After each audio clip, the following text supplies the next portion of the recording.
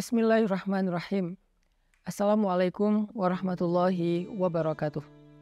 Teman-teman sekalian, kita hari ini akan lanjutkan sharing dan konten tentang libatin Allah.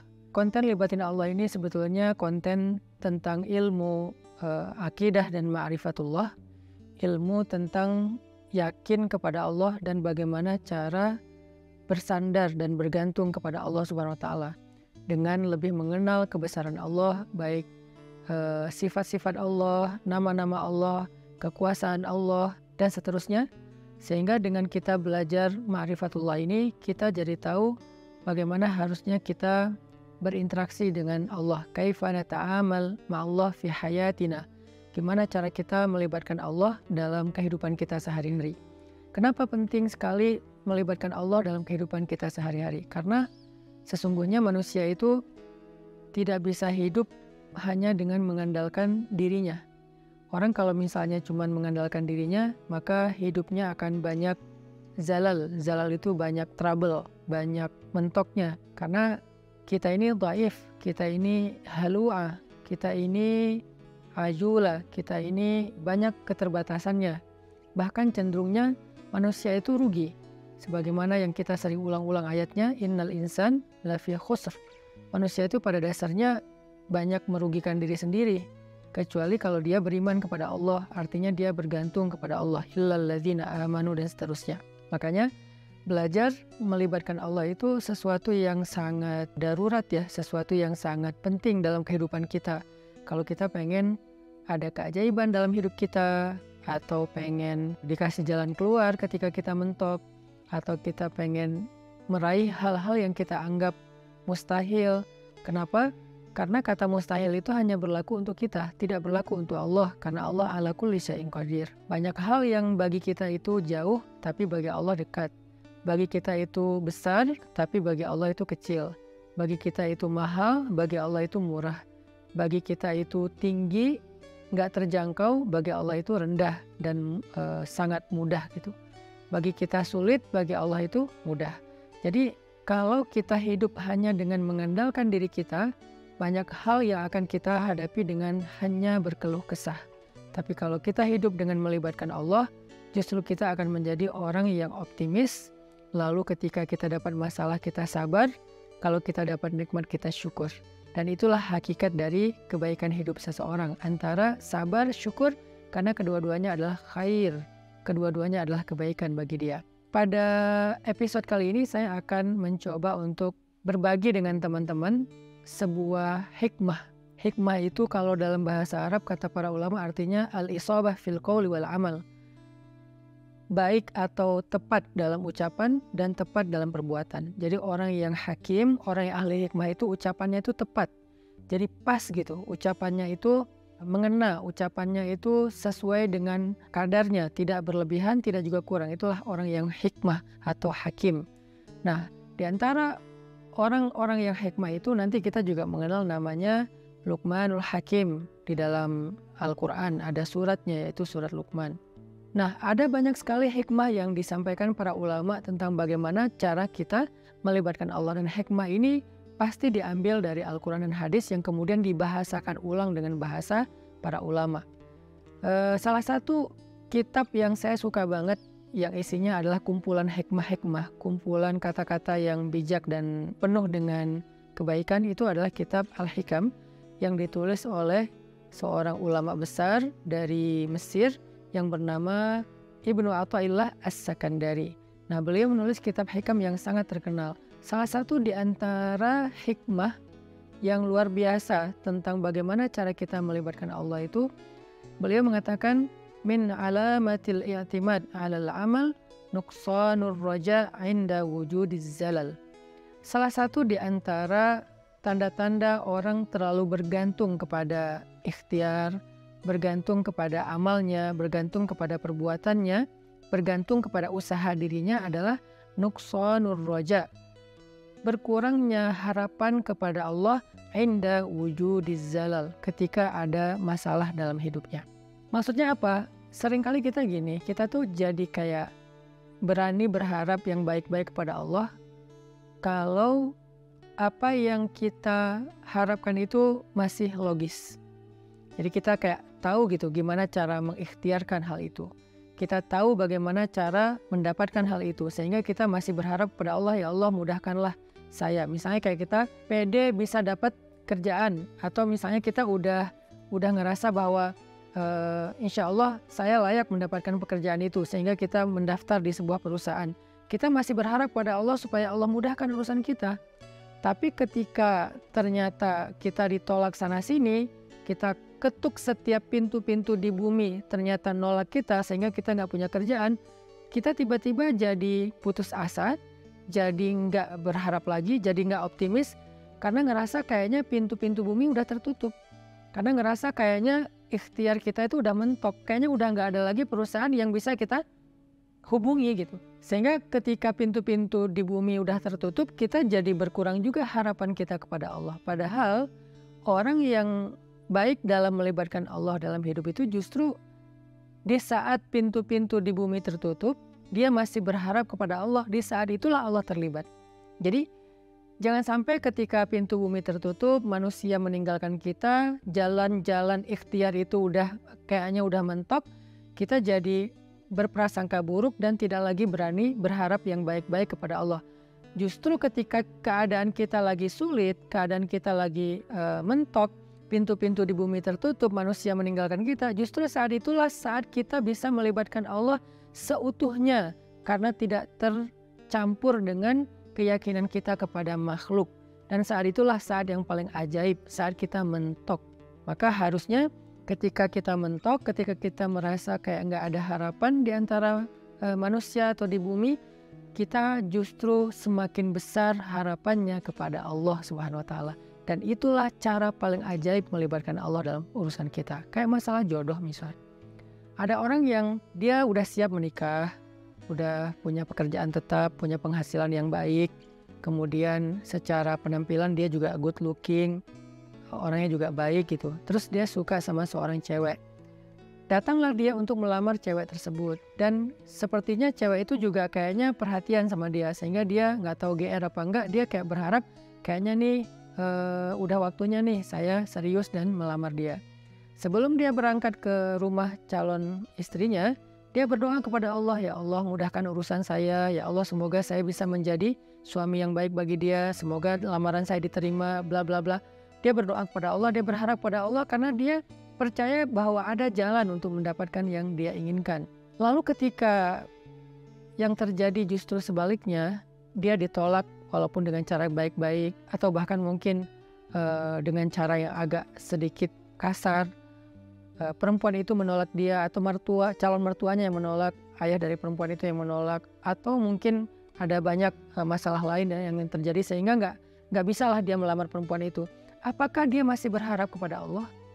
Kalau dia sudah tidak lagi berharap pada Allah, berarti selama ini dia sebetulnya lebih bergantung kepada ikhtiarnya, kepada usahanya daripada kepada Allah. Makanya tidak terjadi keajaiban. Bukan begitu cara melibatkan Allah. Justru ketika lamarannya ditolak, saat itulah dia bisa mengandalkan Allah seutuhnya. Karena tidak bisa lagi mengandalkan good looking, gak bisa lagi mengandalkan mapan, gak bisa lagi mengandalkan ikhtiar-ikhtiar manusiawi. Saat itulah dia seutuhnya bisa mengandalkan Allah, dan itulah cara melibatkan Allah untuk mendapatkan keajaiban dalam hidup. Sehingga jangan berputus asa dan jangan nyerah. Kalau nggak bisa mengetuk pintu hati manusia, maka ketuklah pintu rahmat Allah Subhanahu wa Ta'ala. Dan Allah lah yang membolak-balikan hati. Kalaupun nggak perempuan itu, Allah akan gantikan dengan perempuan lain yang lebih baik daripada dia untuk kita. Artinya nggak boleh berhenti berharap kepada Allah. Justru berharap kepada Allah di saat kita sedang sulit, itulah cara paling ajaib mendatangkan keajaiban Allah Subhanahu wa Ta'ala.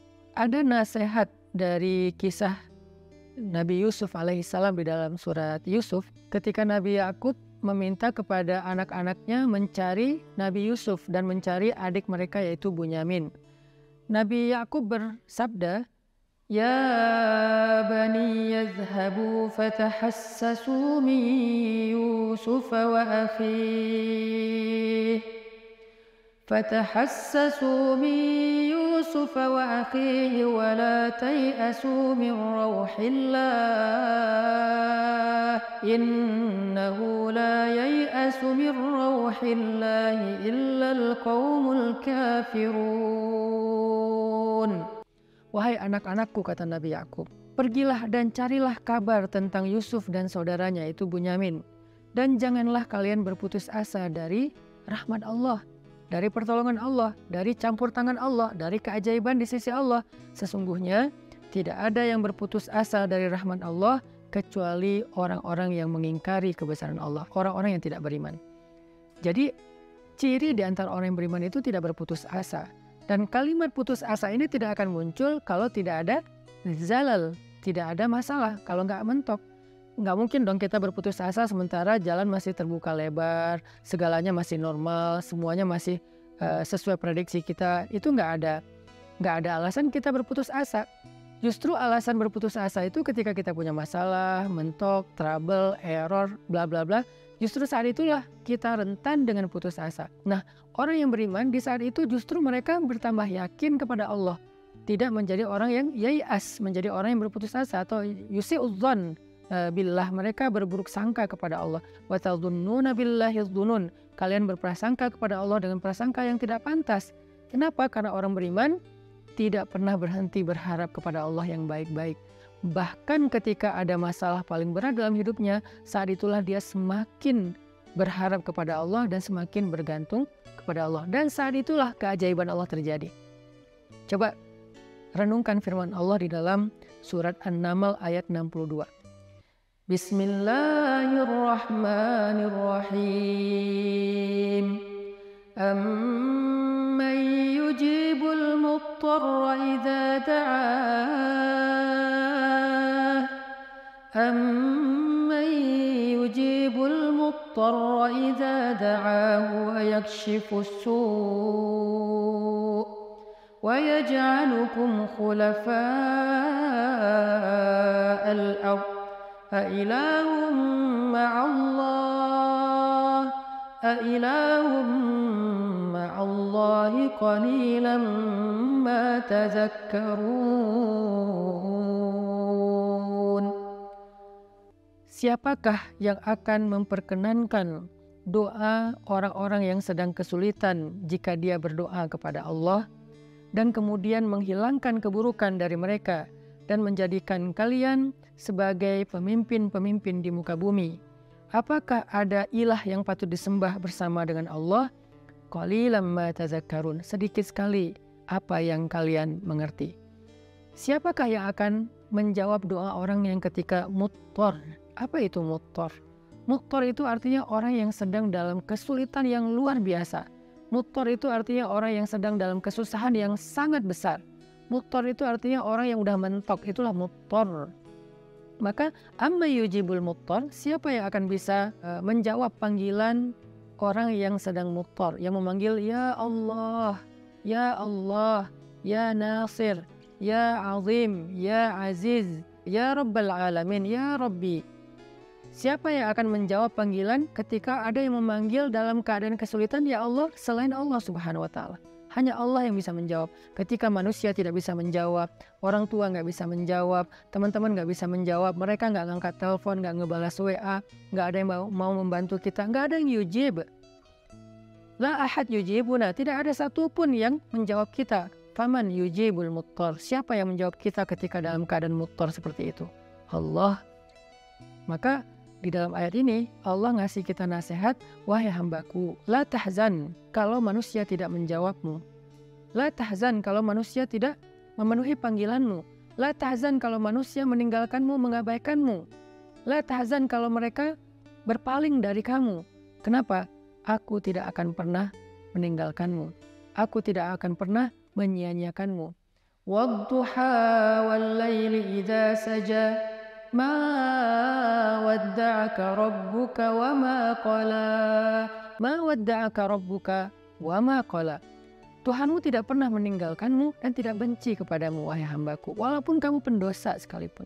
Ada 3 kondisi di mana seseorang itu doanya tidak ada hijab dengan Allah. Salah satu di antara 3 kondisi itu adalah ketika orang ini terzolimi. Orang yang terzolimi, walaupun dia pendosa, walaupun dia ahli maksiat, Walaupun dia orang yang selama ini jauh dari Allah, tapi ketika dia dalam keadaan terzalimi, dalam keadaan susah, dalam keadaan dianiaya, dia berdoa, doanya nggak ada hijab dengan Allah loh. Walaupun dia selama ini nggak pernah sholat, walaupun selama ini dia nggak puasa, walaupun selama ini dia nggak berhijab, walaupun selama ini dia nggak pernah buka Al-Quran, walaupun selama ini dia nggak pernah mengingat Allah, tapi dalam kondisi ketika dia muttar, terzalimi, susah, maka tidak ada hijab antara dia dengan Allah ketika dia berdoa. Kenapa? Itulah istimewanya keadaan ketika orang terzalimi atau muttar. Allah nggak ngelihat dia puasa atau enggak. Allah nggak ngelihat dia sholat apa enggak. Yang Allah lihat dia memanggil Allah atau enggak. Makanya hati-hati kata Nabi dengan doa orang yang terzalimi. Walaupun orang yang terzalimi ini ahli maksiat, kalau dia terzalimi lalu dia berdoa kepada Allah, doanya nggak ada hijab. Sehingga Allah berfirman, amma yujibul muttar. Siapa yang menjawab orang-orang yang sedang susah ketika dia memanggil Allah, idza da'ah wa yakshifus su', lalu Allah menghilangkan kesusahan darinya. Bahkan Allah menjadikannya sebagai pemimpin, artinya Allah berikan kepada dia kemuliaan, kekuasaan dan segala kebaikan-kebaikan dalam hidup. Siapa? Allah. Masih ingat nggak dengan kisah seorang laki-laki soleh yang melakukan perjalanan, lalu di tengah jalan dia dirampok, karena di zaman dulu itu kan banyak perampok atau begal di tengah jalan. Ketika dia dirampok, dia bilang kepada perampok itu, wahai rajul, wahai laki-laki, ambillah apa yang kalian inginkan, biarkan aku kembali kepada keluargaku, kepada anak dan istriku, mereka menungguku. Kata perampok ini, adapun harta-harta ini sudah pasti bisa kami ambil, tetapi berikutnya yang kami inginkan adalah membunuhmu. Kamu tidak akan bisa melanjutkan perjalanan.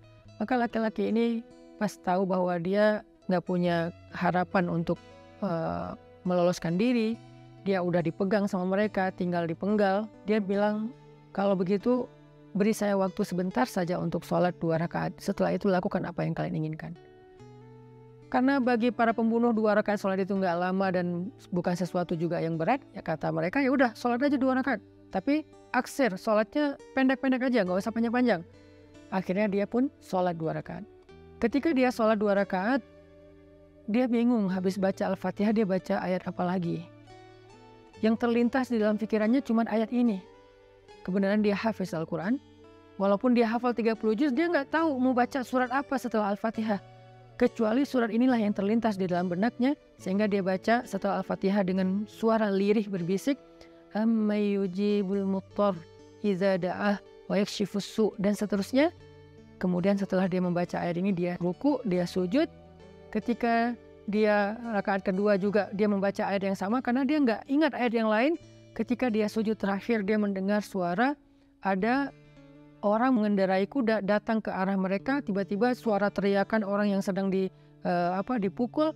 Lalu setelah itu kuda itu menjauh pergi, dan ketika dia bangkit dari sujudnya, dia tahiyat, dia salam. Selesai dia salam ke kiri, dia ngelihat para perampok-perampok itu dalam keadaan telah terkapar dan dalam keadaan tidak bernyawa. Kemudian setelah itu dia bertanya kepada laki-laki yang mengendarai kuda, ya fulan, man ant? Siapa kamu? Siapa kamu? Orang itu menjawab, aku adalah utusan dari Zat yang mendengar dan menjawab panggilan orang yang memanggilnya. Aku adalah utusan Zat yang menjawab orang yang memanggilnya, yang menjawab siapa yang dalam keadaan susah yang memanggil dia, yaitu utusan Allah Subhanahu wa taala.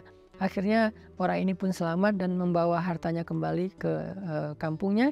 Ini salah satu contoh kisah yang sangat terkenal di antara kisah-kisah para ulama. Bagaimana ketika kita mentok, ketika kita nggak punya jalan ikhtiar, ternyata justru saat itulah saat terbaik kita berharap pada Allah, saat terbaik kita berbaik sangka kepada Allah, saat terbaik kita melibatkan Allah dengan husnuzon dan roja, dan saat itulah saat terbaik untuk mendapatkan keajaiban dalam hidup kita. Yang terakhir, kisah 3 orang yang terkurung di dalam gua. Mereka sedang melakukan perjalanan, terjadi badai, akhirnya mereka berlindung di dalam gua. Ini terkenal juga kisahnya dengan riwayat hadis yang sahih. Ketika mereka terkurung di dalam gua, tiba-tiba batu gua itu menutup gua karena terjadi kayak longsor. Batunya menutup mulut gua. Dalam keadaan seperti itu mereka takut kehabisan udara dan mereka nggak bisa makan dan seterusnya. Mereka terjebak. Tiba-tiba masing-masing berdoa dengan tawasul kepada amal-amalnya di masa lalu. Ada yang bertawasul dengan birrul walidain, ada yang bertawasul dengan sifat amanah dan adil, ada yang bertawasul dengan sifat takwa meninggalkan dosa. Sehingga singkat cerita, setelah mereka meminta kepada Allah dan bertawasul dengan amal-amal mereka, mulut gua itu terbuka, batunya bergeser dan mereka pun selamat. Kenapa ini bisa terjadi keajaiban kayak gini? Mereka udah mendorong batu itu tapi tidak sanggup. Artinya ikhtiarnya udah mentok. Apakah mereka berputus asa? Enggak. Saat itulah mereka melibatkan Allah secara utuh dan melihat keajaiban Allah Subhanahu wa taala. Maka kembali kepada hikmah dari Imam Ibnu Athaillah As-Sakandari, min alamatil i'timad 'alal amal nuqsanur raja' inda wujudiz zalal. Di antara ciri-ciri orang yang masih bergantung kepada perbuatannya, ikhtiar dan usahanya adalah berkurangnya harapannya kepada Allah ketika terjadi masalah dalam hidupnya. Maka jangan pernah berkurang harapan kita kepada Allah. Justru ketika kita punya masalah dalam hidup dan kita ngerasa tidak ada jalan di antara jalan-jalan di bumi, kita menjadi lebih berharap kepada Allah dan yakin dengan jalan-jalan yang lebih baik yang ada di langit insya Allah. Barakallahu fikum. Wassalamualaikum warahmatullahi wabarakatuh.